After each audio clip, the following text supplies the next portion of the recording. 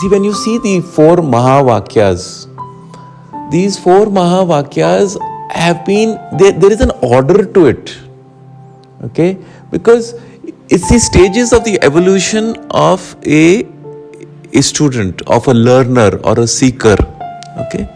So, it always starts with Prajnanam Brahma.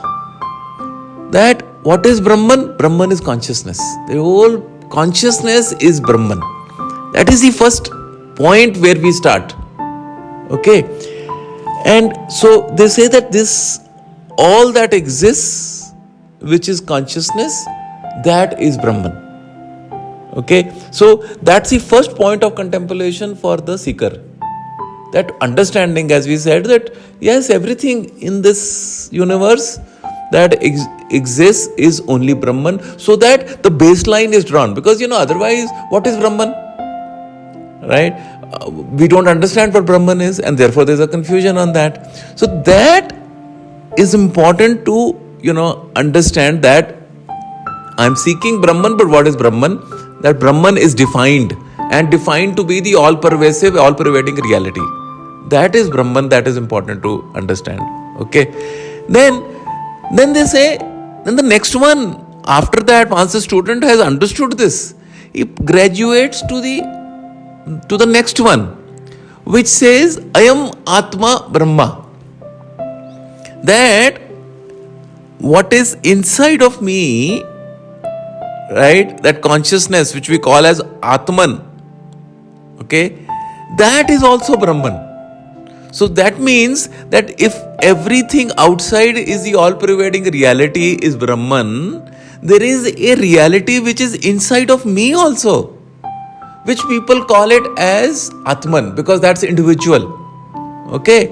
But that actually is also part of the Brahman, so which means that all that exists outside and inside is one. That is what it means. Right? So the understanding comes that I am part of this whole. I am part of this. I am not disconnected. I am not separate. I am not differentiated. I am not individual. Actually, I am part of that one reality which pervades everywhere, which is the basis of this universe, which is basis of all life, and I am one with it. Inside me, outside me, it's only one reality, and that is called Brahman. Okay? That's that second understanding.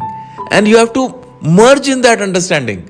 And you have to marinate in that understanding. You have to be in that understanding till you understand it fully that yes, that is the reality. Then you understand and go to the next level, which is Tat, Tvam, Asi. That therefore, if I understand that everything around and inside of me is one, which means that same one consciousness, that same one reality is also inside all the people who are present in this universe. It's in you, it's in me, it's in her, in all the people who are present. The same consciousness is present in them also. Tat, Tvam, Asi. That this and that are also one. There is no separation even in others. So when I am one with that Brahman, that all-pervading reality, so is the other person that you are dealing with, who you like or you dislike, also is in that same reality. Therefore, neither am I separate from the whole, from this one consciousness, neither is that person separate from that. Actually, that takes away a lot of challenge that we face. We face challenges with people only. When we come in face to face with people, that is where our challenges come. And we have our natural selection of likes and dislikes that starts working. But they are saying that actually, even the person you dislike the most, even the one who's a tyrant, even Ravana and Rama had actually the same reality. So that is the third level of understanding and evolution, and it takes time for us to accept and synthesize that in ourselves. That yes, What is true for me, what is true for Brahman, what is true for Atman is true for that same Atman, and same oneness of consciousness prevails not just for me but for everything else, and not just for human beings but for all the other forms of consciousness that are there on this planet, including the plants, including the animals. It is all one reality. There is no separation. The forms are separate, they look separate, but they are actually one. That's the third understanding. And finally, once the seeker has moved systematically from the one to the second and has synthesized it inside. See, there are three stages of learning. Upanishadic and the Vedantic way of learning is the most beautiful way of learning. What is it? Step 1, Shravana, which is what you're doing right now, listening, right? So that is, what is the difference between learning, listening and hearing? Listening is that you're understanding what is being said. Hearing is just, hearing from one side and, you've forgotten. Nothing has gone and registered inside of you. But listening carefully so that you can understand, that is called Shravana. The second stage is the most important stage, which will decide whether you are going to actually end up keeping it only as a burden of knowledge in your head, or you are actually going to practice it in your life. And that is called Manana. Manana is a stage of contemplation, is a stage of self-inquiry, where you will sit on it and you will keep throwing it in your head, and you will keep looking at various facets of it, and you will keep saying, what did the teacher mean by that?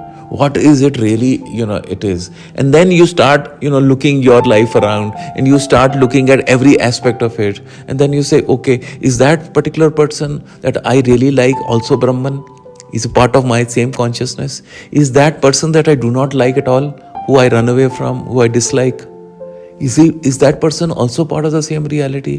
So why am I deluded? Why am I, why do I, create these separations? Why is it that I still run after this man, because he wears a holy attire, a cloak, and I run after him? Why do I call him Swami? Why do I, do this? You will have to ask yourself these questions, that if the reality in that person that you are running after is the same as me, then why do I do it? What is it that I'm seeking? Am I seeking the right things, or I am just so happy with the miracles that come? That has to happen in Manana if you are a real serious sadhaka or a seeker. Okay? So that is a very important stage, because that clarifies things for you. If you don't do it well, you can never go to the third stage, which is called Nididhyasana, which means that the whole knowledge has got so much synthesized in you that you have become one with it. And therefore, that is the practice part of it. And if you have done Manana either incorrectly, or you have done it inadequately, or you have done it incompletely, you've done a shortcut, you've done some part of it, then your practice is not going to give you the results. Your practice is going to be incomplete, because you've understood it very, superficially, shallow. Your understanding is very shallow. So you have to go deeper. That's why the most important stage is the stage of Manana. And that is what we run away from. We do not do it. We are very impatient. Hurry. We want to, do this, and therefore we end up, doing it half-heartedly, and therefore we don't get the results. When we don't get the results, we get discouraged, and therefore we feel it doesn't work. It's all nonsense. It's actually our challenge. So this is the process of the third, and without practice, all knowledge is useless. We keep, and therefore we carry the burden of knowledge. That's why I say, pick up one particular shloka that you love, that you think is the essence, right? And then start to practice it. And then when you do it, then you go to the fourth stage. The fourth stage, you have to do nothing. It just happens automatically. One day you end up waking up and you suddenly realize, actually, I'm getting the experience that I am that Brahman. right? That Aham Brahmasmi happens spontaneously. The effort is in synthesizing the first three stages. Prajnanam Brahma, Ayam Atma Brahma, Tvam is you're slowly integrating it.